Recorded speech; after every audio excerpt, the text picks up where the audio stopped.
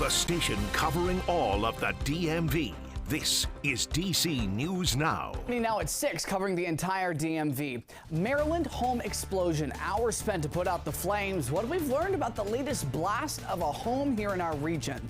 And the Capitals craze. The team takes to the ice for postseason play after a major win for lawmakers in the district, keeping them in the city until at least 2050. We're live with the fans. And clouds may be around right now, but clearing skies tonight could bring some very chilly temperatures to parts of the area. We'll talk about some frosty conditions for some coming up. Already following the money from cutting down credit card debt, slashing student loans, to Virginia's drama surrounding skill games and funding the Metro. Tracking it all. Good Sunday evening. Thank you for joining us for DC News Now at 6. I'm Ben Dennis. We begin tonight in Maryland. A house caught fire and exploded late last night. Officials in the Baltimore County Fire and EMS Service say that it happened on Ridgemore Road just after 11:15. Flames put out just before 1:30 this morning. No injuries reported. 2 other homes recently exploded in the DMV. You'll remember one in Arlington County, the other in Loudoun County, killing a volunteer firefighter. Continuing in Prince George's County, police say that a man was killed after being hit by a car in Seabrook last night. We're told it happened around 8:40 on Annapolis Road. The driver of the vehicle stayed on scene after the crash. Police are still working to determine the cause. In the district, police say they arrested a teenager. He's in custody in connection to a robbery at a CVS in the Navy Yard neighborhood. You might have seen this video. We covered it. A group of people went into the store on New Jersey Avenue Tuesday night. Police say a security guard confronted one of those people. A suspect threw a bottle but just missed that guard. We're told a 16-year-old boy from Southeast faces burglary, theft, and an assault on a police officer charge. Police are still looking for more suspects. If you have any information, you're asked to contact authorities. Staying in D.C., fire and EMS officials say that 3 adults, 3 kids, and 1 dog are without a home tonight following a fire in Northwest. Officials say it happened on 17th Street just before 3:30 this afternoon.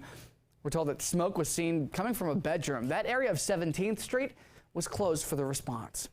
And Washington Capitals fans have their eyes glued to the TVs and, yes, maybe even their phones as the team opens up the playoffs at Madison Square Garden in Manhattan against the Rangers. Restaurants and bars, meantime, here at home, packed with fans watching Game 1, including Tom's watch party in Navy Yard, where we find DC News Now Dave Laval. Dave, a lot of excitement. This team is staying till at least 2050, rather. What's the atmosphere tonight? Hey there, Ben. Yeah, it's definitely an exciting time for Capitals fans, but not right now as their team is about to drop Game 1 in New York. Now, fans packed Tom's watch party to welcome their team back to the postseason after they missed the playoffs last year. That's the first time that happened since 2014. This season has also been arguably the team's most turbulent, as owner Ted Leonsis announced late last year he wanted to move the team and the Wizards to Alexandria.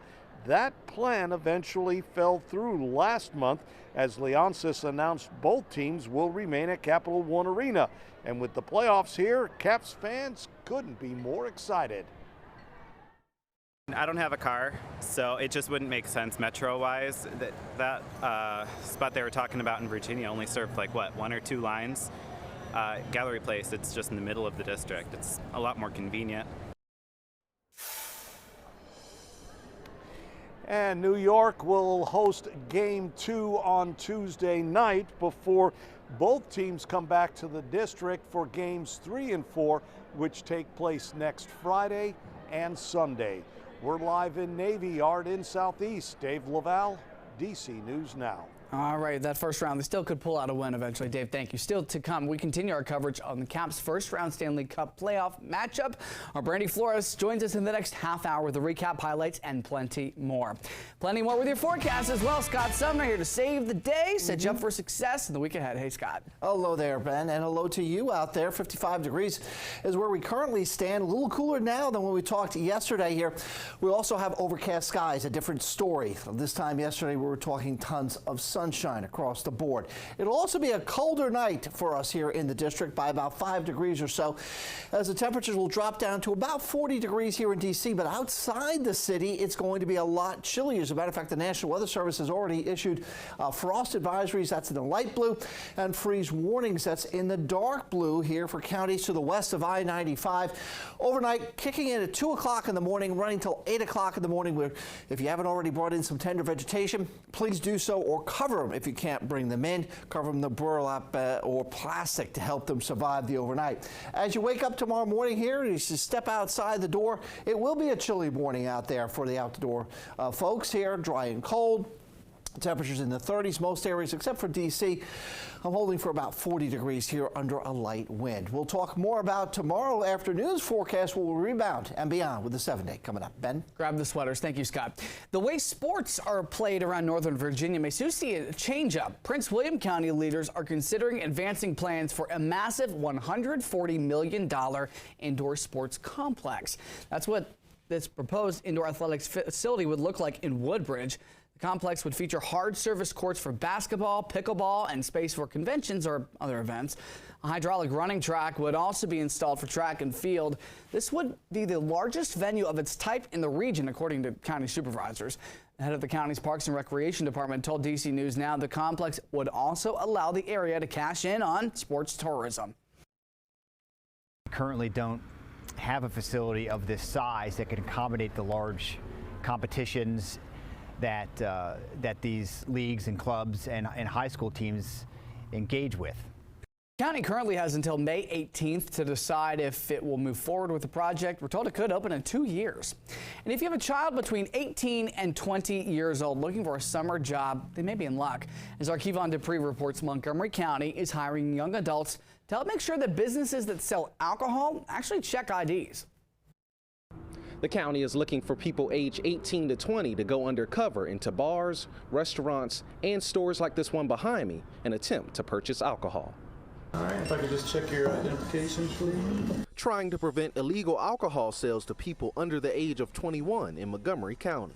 This is the compliance check program that we do, and specifically when the county pairs up with a police officer and an underage volunteer to go into the stores to make sure they're compliant and checking IDs. ABS's community outreach manager, Roddy Aguirre, says they do this program every year because it's effective in keeping the community safe. We issue the license, but we also have the charge to be able to enforce those laws. And so this is a great way for us to be able to use it not just as a way to make sure that the businesses are compliant, but also to educate the businesses in case there's a violation. If an establishment is caught selling alcohol to an underage shopper, they face several consequences. The business itself would get a $1,000 fee for the first offense, and the second offense will be $2,500. For the employee that sells the alcohol to the under 21 minor, they will get a criminal citation. Oak Barrel and Vine manager Keith Gilday says his store has several measures in place to ensure they don't sell to underage customers or anyone using a fake ID. We have a lot of scanners behind the registers, so we kind of view the ID, we kind of look at it, match it to an ID book to make sure it looks like it's got all its symbols and everything, and then we scan it in there, and usually the scanner will identify if it's fake or underage or anything like that, and then we politely deny the sale if that's the case. Montgomery County ABS says their undercover shoppers are paid $16.70 an hour, and the application for the position can be found online. Reporting in Gaithersburg, I'm Kevon Dupree, DC News Now. Our thanks to Kevon tonight. Meantime, Metro is introducing a new system to increase the reliability of your ride. The new automated doors were first installed in December, but updates are now on all Red Line trains. Metro says when the train arrives at the station, the doors automatically open for 15 seconds, but train operators can still control the doors if everyone has not yet boarded. People jump on and jump off, and I've seen them get caught in the doors, you know, so hopefully with this, they can get in, get out, everybody be safe. Metro says the automated doors should be on all trains by this summer. Local leaders reminding Virginia lawmakers to properly fund Metro as they work on a new budget. They say the chair of Fairfax County's Board of Supervisors says local governments cannot keep up the state's funding promises. His message to Governor Youngkin: let the state pay for Metro. One of his amendments to the scrapped budget would force local governments to cover the extra money the state pledged to Metro. That includes almost $100 million from a trust fund with the Northern Virginia Transportation Commission. There's no way local governments can alone absorb that cost. I don't think we ask for a lot, but when we have a metro system that is benefiting to the state to the tune of $1 billion a year, asking at this point in time for $150 million to sustain that system is not a very tall order. There's still time to potentially address this issue. Virginia leaders expect to reconvene May 13th to create a new budget. Meantime, tomorrow is Earth Day. Folks across the DMV will pay their respects to the environment, if you will, in a number of ways. DC News Now's Haley Milan has the scoop on how you can score a free ride tomorrow. Yeah, a few different modes of public transit are being offered for free in an effort to cut down on cars on the road. Montgomery County is offering free rides. You can use Ride On Extra, Ride On Flex, and Flash all day tomorrow on Earth Day, free of charge. And Montgomery County Department of Transportation says all residents are encouraged to take public transit to reduce their carbon footprint and to relax and let someone else worry about the driving. The Maryland Transit Administration is also free all day tomorrow. That includes commuter buses, light rail, and MARC trains. We've got information about all the free rides you can catch over on DCNewsNow.com. In studio, Haley Milan, DC News Now.